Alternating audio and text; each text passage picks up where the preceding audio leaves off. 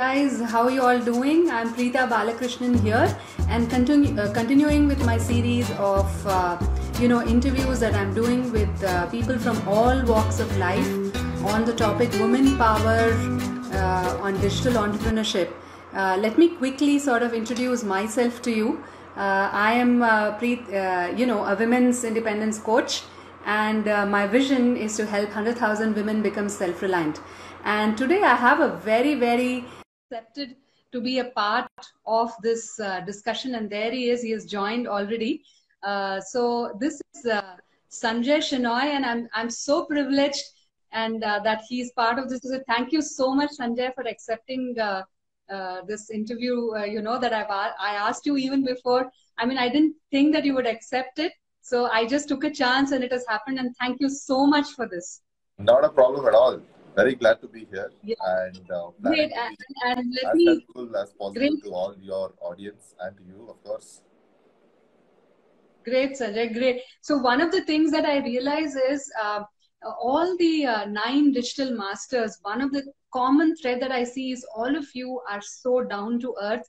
And, if we all take the initiative and ask you for some help, I've never seen anyone out of the 9 digital masters saying a no. And this is, really kudos and thank you for all the help. And though you're all in such a highest level in terms of your business and performance, you still are helping people like us who are growing in our business. So thank you again, Sanjay. No problem For at all. I accepting mean, this.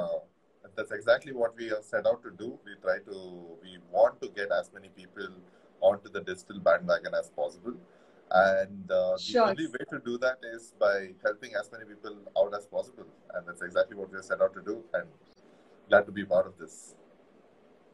Thank you, Sanjay. So I'm sure a lot of them know you, but let me introduce myself quickly and also you in Sure. terms of what is my objective. Why am I doing this? So that, there's clarity on suddenly why am I doing so many interviews on this particular topic. So let me quickly, introduce myself. I'm a women's independence coach, and my vision is to help 100,000 women become self-reliant.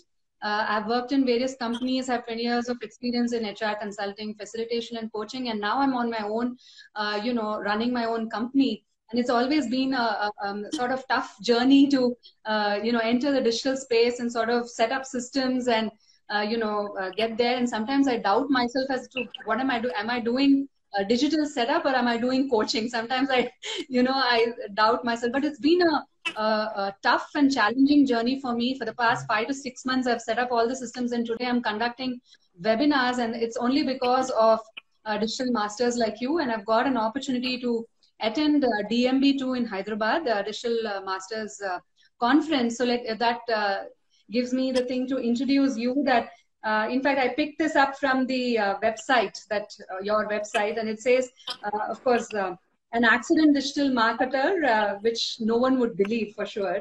Co-founded Pixel Track Digital SEO and content marketing expert. And you've also said million views for your content marketing blog, I think, right?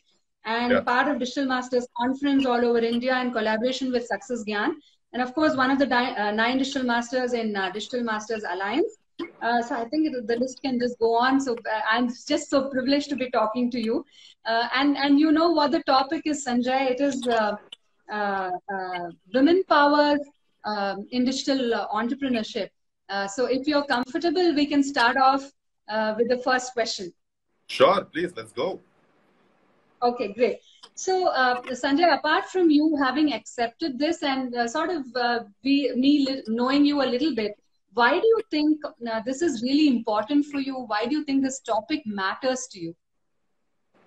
About digital women in entrepreneurship? Women power. Yeah, women, yeah. But does it matter at all to you? And if so, why, how do you think, or why do you think it matters to you? Absolutely. I mean, it definitely matters to me. And the reason is because, see, when it comes to digital, what we're trying to do, when we say digital marketing, what are we trying to do is that we are trying to harness the power of the internet. And that's exactly what we are trying to do, right?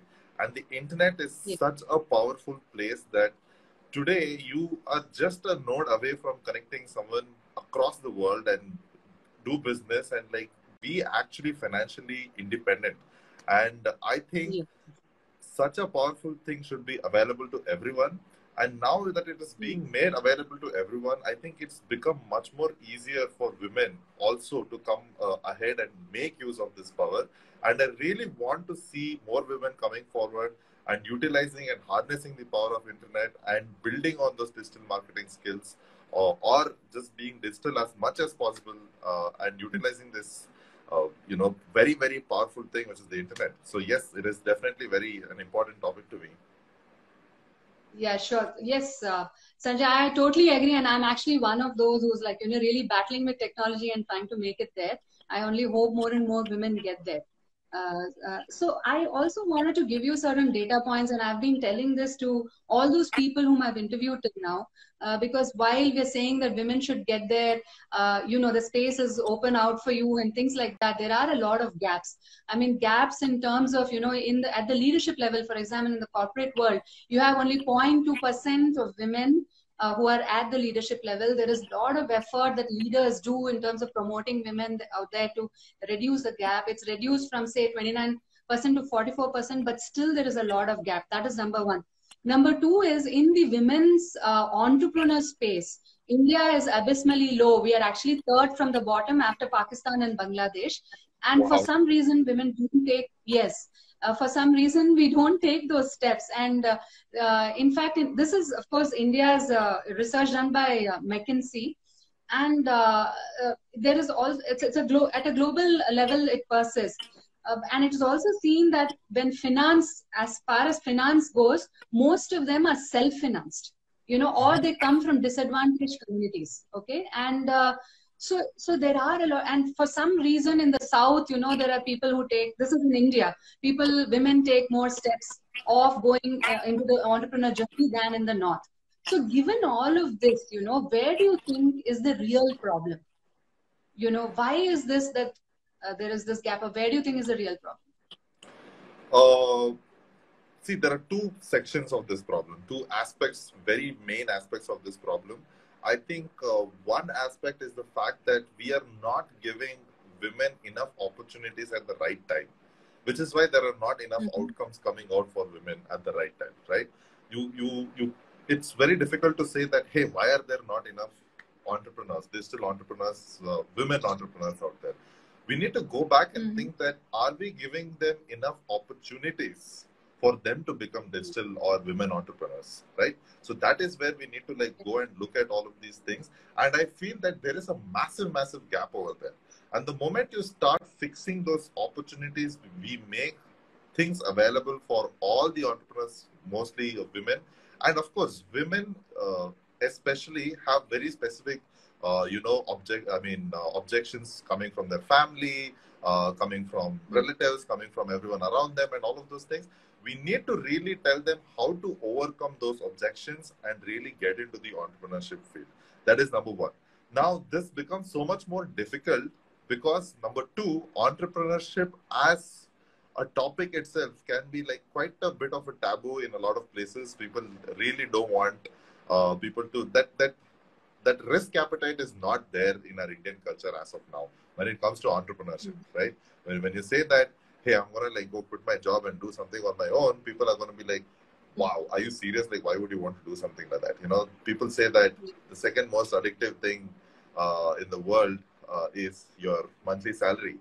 And it's quite addictive for people to and a lot of people are dependent on a very stable income coming into their bank account every single month, right? So entrepreneurship, the taboo around entrepreneurship should also be removed.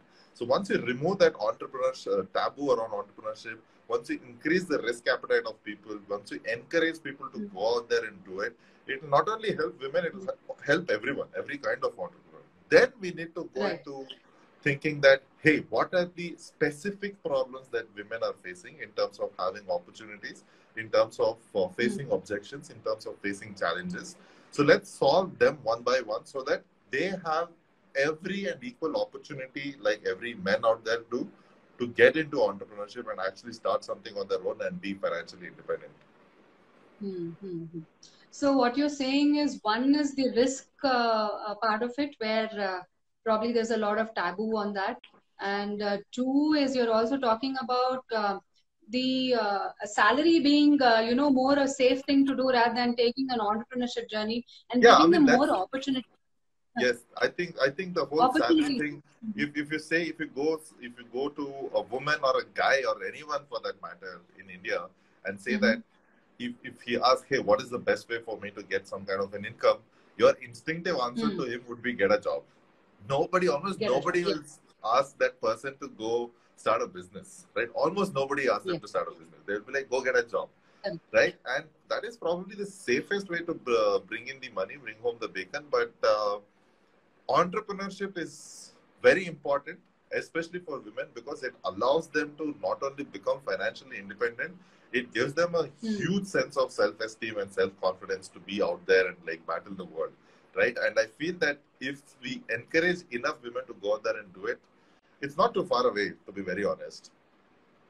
Sure, sure. So, and actually to add to that point, the flexibility part, because like I can give my example, and I have given you the data points in terms of, till managerial level, you will find that there are a lot of women.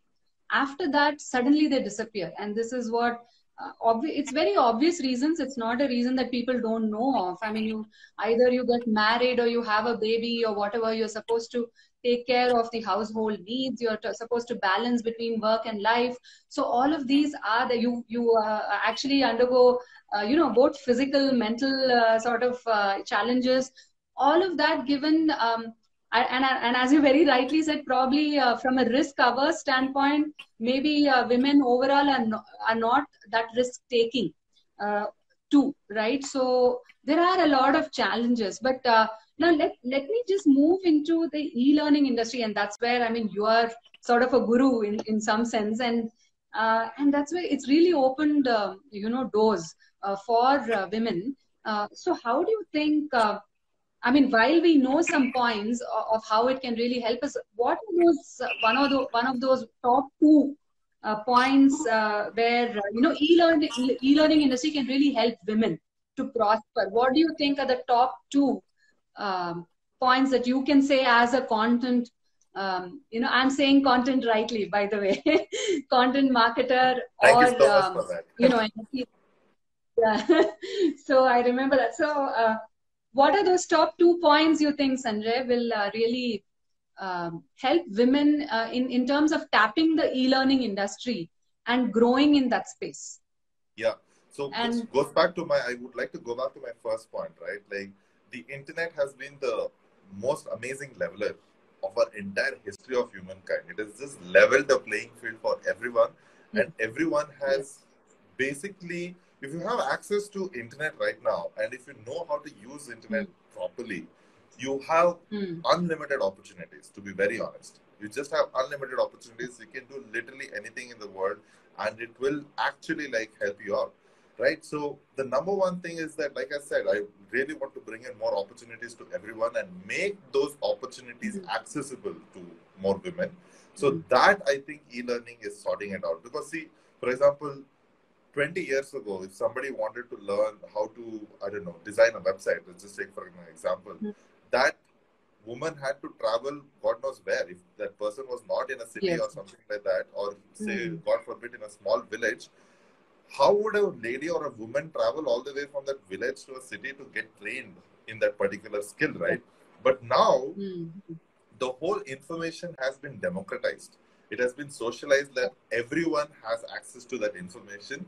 So that is the most important thing that people have the opportunity for, right? Now everybody has that opportunity. So number one thing is that. Number two is that, again, the internet, it goes back to the internet penetration. And it's all about how do you consume content and how do you create content. That is two very important things that I would like to highlight here. And from an e-learning perspective and from a learning perspective for that matter, I would really like to tell women that start consuming very intently. It's very easy to get lost randomly going through your Instagram feed or through the rabbit hole of YouTube or, the second page of Google. It's just very easy to get lost in that whole thing. I really want everyone to start thinking about how can I consume whatever I'm consuming very intently. That way, that information is stored in your head, and then you can go out there and apply all of this information, which can be helpful for your Mm-hmm. career, for your business life, and so many other things. So you're saying you take one and sort of absorb it fully, so that in terms of content, and then so that you can have the trajectory of growth. In Absolutely. some I mean, sense, is that the focus possible? is focus is very, very important, and I strongly recommend people to focus on one thing properly first and absorb as much as possible. Implement it, get results, get credibility, use that credibility, use that leverage to move on to other skills and other places. Sure, Sanjay. So that's I think it's a repeat, but it's required because that reinforcement is required. Because one of the things that I somehow women are averse of is technology. Yeah. This I've seen. I don't know if it's men or women or if it's more with women, but there is sort of a resistance in taking up technology, and sort of which I've been really I've been out of my comfort zone the past 6 months. Just setting up systems. Totally a non-techie, but today I wouldn't call myself that. I've done my own website and things like that. But what I'm saying is there is a thought when you say, oh my God, I need to, how can I do this? Will I be able to do this? And I'm not sure if it, but I see that it's more there for women than men in some sense. Because you like to play with, say, toys, or say cars, and quickly you want a machine. Understanding is sort of in some sense quick for men, as opposed to, say, relationships for women. That's something Yeah. that's more interesting and easy for women. So Yeah. maybe there is a little more thinking and risk taking one needs to take in adapting technology, especially for women. What do you think about that? In some sense, I think you do you I agree, think you brought disagree? up like a very, very interesting point, and this is very, very true because I have observed this also. And I think Mm, it all boils down to the mindset, right? I mean, it's like going on a roller mm. coaster. I don't know if how many people have gone on a roller coaster. I don't know if you have gone on a roller coaster, but until Yes, you yes, I go on a have. roller coaster, you are scared. You're like terrified. You're mortified of getting onto the roller coaster. But once you go on the roller coaster and get off the roller coaster, you're like, oh man, I need to do this all over again. That is Yes, what yes, I technology is all about. It looks mm-hmm. very intimidating. It sounds very intimidating, but it's not. In fact, why was technology created? Technology was created so that our lives become easier, right? Pretty much Mm-hmm. every platform out there has been designed in a way for you to use it more easily, more freely. So that is the whole purpose Mm-hmm. behind all technology and all these technological platforms. So it all boils down to Sure. mindset, exactly like how you 6 months ago thought you would never be able to set up a website on your own, do these webinars and all of those things. And here we are, right? Which Yes, is the today I'm doing live. That itself is a big thing for me, by the way. But see, yeah, exactly. It was not a sure. big deal, right? It was a big deal until you did It, it. yes, yes. I But agree. once you did it, it's like, Okay, sure. yeah, So I think, sure, because see, one of the reasons why I'm doing this also, Sanjay, and with different people and different people from different walks of life, is like when women look at this video, they would get suggestions, ideas, and actions that they can immediately take. yeah, Whether it is a quick action, or like you've said, risk taking, like you said, opportunities open up, like you said, roller coaster ride, and you just need to do it. So these are some quick actions that people can look at, and I'm going to be putting this in my course. Also, some of it will be go into YouTube, but then this is where I think it'll help women to take those quick actions. That's the reason why we need people like you to for having done this fantastic. interview. Okay, So glad so that let you're me, doing this so that yeah, we can be of help. Yes, please.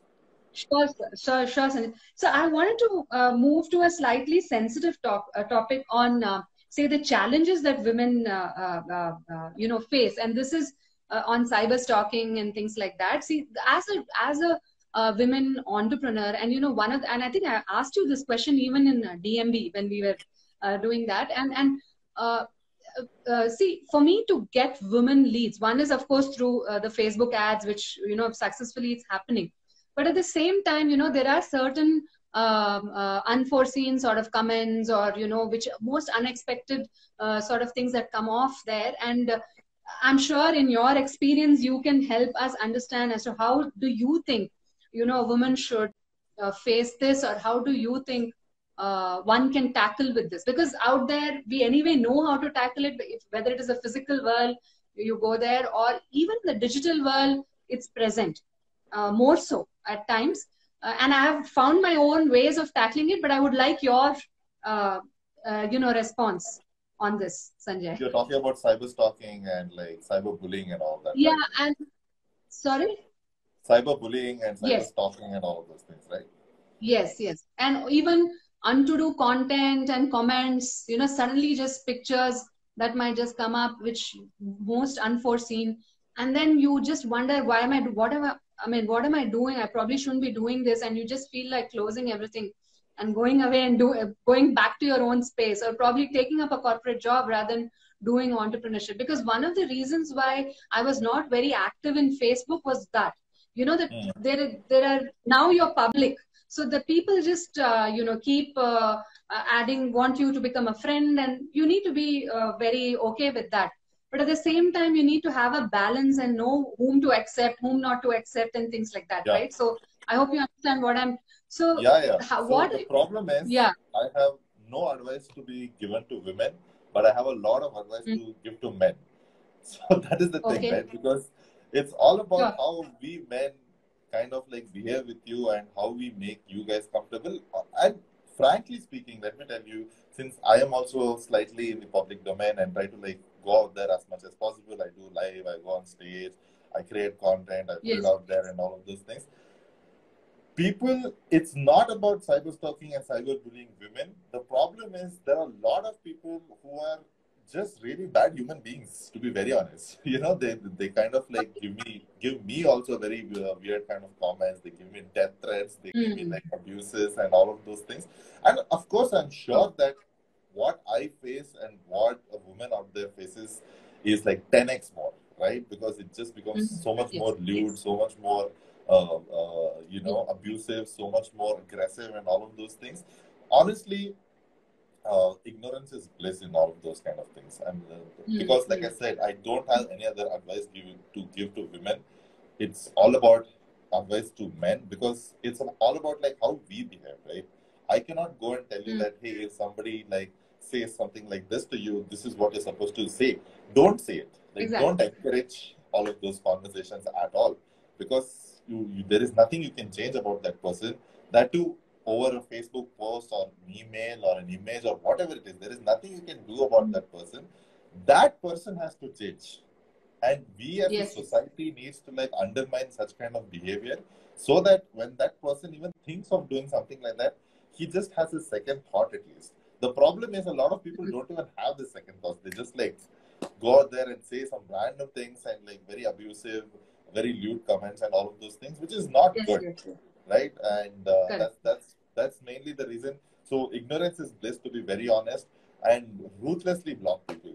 Ruthlessly block people. Mm. You don't have to think Yes. Yes. about, oh, will That's I like, hurt this guy's sentiments? Was he actually saying? If that person makes you uncomfortable, he makes you uncomfortable. Just block him or correct. her. Yeah. Sure, sure. So, in fact, one thing that I've learned to do is blocking. And you Yeah, can't do that in the physical world, right? You can't go there and block people. But I here know. in the I internet, so wish as I a, could do that in as the a, real world, though. sorry?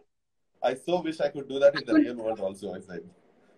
exactly. So in the digital space, you can immediately find out. I mean, when there is something going wrong, and first thing that I do is block.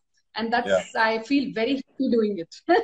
That you yeah, have the power to block, which you can't yeah. do in a physical space. So, and in fact, I was talking to a lot of people prior to you, former Indian Air Force person, and there was also head of learning and development, hetero drugs, and few other. So they're also talking about cyber policies and laws, and they were Yeah. also saying that we need to be very, very aware of these policies and take up action when it is required. Because, for example, I'm from Honestly speaking, right now I from feel Hyderabad. regarding that, I think cyber law in India is currently a joke, to be very honest. And I Okay. think we need way better policies. We need way better legal Mm-hmm. frameworks for cyber crime and all of those things. I mean, just try Mm-hmm. going there and lodging a cyber crime complaint. and you'll Mm. realize that uh, we are far, far behind. We are very, very behind. People. It's very difficult to like implicate somebody using cybercrime right now. I think we should make it Mm. stronger, which is why a lot of these people, abusers, have this kind of, what do you say, that confidence to go out there and do these kind of things, right? Because there is Mm. no, they won't get apprehended. Even if they do, they'll get away Yeah. very easily because there is the laws are very loose. You can't really put a finger on it and all of those things. So yeah. Yeah, sure. So I think that's a good perspective you've given, and I mean we all understand that the cyber laws are not strong, and there are, and in fact, the IT companies, I know that there are, but there are all again for people outside India and not within India. Probably it's stronger there, but things are happening. I mean, there is a cyber cell here in Hyderabad, in Gachibowli, in the police station, you have a cyber crime cell and things like so. Certain things that you can see here and there. I don't know how. I don't think it's very probably effective, but we need to be aware. I think we need to get more and more aware of that space too, so that Yeah. we know what needs to be done. Sure. So I think we're almost the two more questions that I'll be asking you, and I'll end with a sort of a lighter note. So so any other views on this topic, Sanjay? If not, it's time for you to ask me a question. You can ask me any question related to the work that I do, and then we can. I want to end with a lighter note. Sure, I One think one thing. I have told you whatever I had to tell you. I want to know, like, what made you get into this space? What made you realize that, hey, you know what, I need to go out there and help women entrepreneurs out there? What made you think that? Yes, Sanjay. So I think it's my own experience in life where, because I used to be working in good companies and I was earning pretty well and things like that. And then I obviously had a baby, so I had to take a break. And then, so after the break, we also went out as a family, on my husband's project, and we came back. And when we came back, I was not here in Hyderabad. And so, due to personal reasons, we had to get back to Hyderabad, but I didn't find my people, my colleagues who were there, who when I was earning, either they moved up or they moved. I really didn't know where they were. So I was like freelancing and training and coaching at that point of time. But what I realized is that even if I wanted to get back to the corporate world, I was not very comfortable because there was a pay gap. I mean, and I had to compete with youngsters. Okay, so it didn't give me the freedom to, because I would go at 9:30, 10 and come back at 9:30 p.m. in the night. So that flexibility wasn't there. And having tasted the flexibility, so I really felt I should get back to freelancing. And then I got serious. I registered my company in 2019. I said, okay, let me take the step of entrepreneurship. And of course, I joined BNI. Then Siddharth Rajshekhar happened. I am his student too. And with all of that, I was able to position my niche because this is something that is very close to my heart. It comes very naturally to me because of the ups and downs that I went through. And here I am because I'm certified coach too. So I help women, in sort of creating those goals to help them achieve it. So these goals are sort of inspiring goals and not like a simple goal that I want to do this, but something that's close to their heart. And that's the reason why I do this. So one is the Amazing. money. Other is That. yeah. I think the easiest way or the easiest niche to go after, I always tell, is that a niche that you can closely relate to, or you are that niche, right? So in your case, you are that Yeah. niche, you are that market. So it becomes so much more easier for you to understand your market's problem and actually give them solutions based on your experience and all of those things. So very, very glad that you're taken up this noble cause and glad to be a small part of this effort that you're after. No, Sanjay, thanks so much for being a part of this. It started off a different trajectory now. So the rest of the digital masters also, I'm trying to get them in. I think you will be setting an example, and then the others will say, okay, me too. And I hope, let me see how that goes. And so let me close with a lighter note, Sanjay. Sure. So I'm sure, I don't know if you have a woman in your life, but if you do, or if you want to have a woman in your life, what is that one thing that, I don't know if it's in your imagination or if it's true, if it really exists, but what is that one thing that you really would want to do for her? That If I she's would want there, to or do, if she, even that I would want to do if for she, her. yes. If she's already there, what is it that you want to do? If she's not there, what do you want to imagine so that she, for her, that you will do? Oh, I don't know if wow. I'm clear. I think both of the things are currently in my imagination, which is why pretty much I'm single right now. So I don't know what I will be like doing for her, but what I would like to see in a woman, or what I would like to see in a girl, is a very strong sense of purpose, something that they're truly passionate about. I really like women who are truly passionate about what they're doing. Doesn't matter what it is. It does not matter what it is. What it matters to me is like how passionate are they about it. And I've met plenty of women like that. And it's very nice to see when someone who is like passionately into, and when I say passionate, it's about passionate creators, not just consumers, Like a lot of people say I'm passionate about movies, but it's not the same, With people who are out there trying to help people, trying to solve problems, try to fix things, those are the kind of people. And yes, I would do anything and everything to like make that possible for any woman in my life. So yeah. Okay, all the best to you, Sanjay, on that. Hope you get the woman of your life. And thank you so much for accepting this again. It is really an honor for me to, you're the start of this journey with the Digital Masters. I've already started the journey otherwise with interviewing other people, but getting this Digital Masters was one of my objectives actually, in terms of the influence that you have. And I hope, it helps me in some sense. And overall, we no help, problem. Thank you so much. Thank you for having me here. I need to quickly jump into another call, so I'm going to get off. Thank you so much. Bye-bye. Thank you, Sanjay. Thank you. Bye. Take care.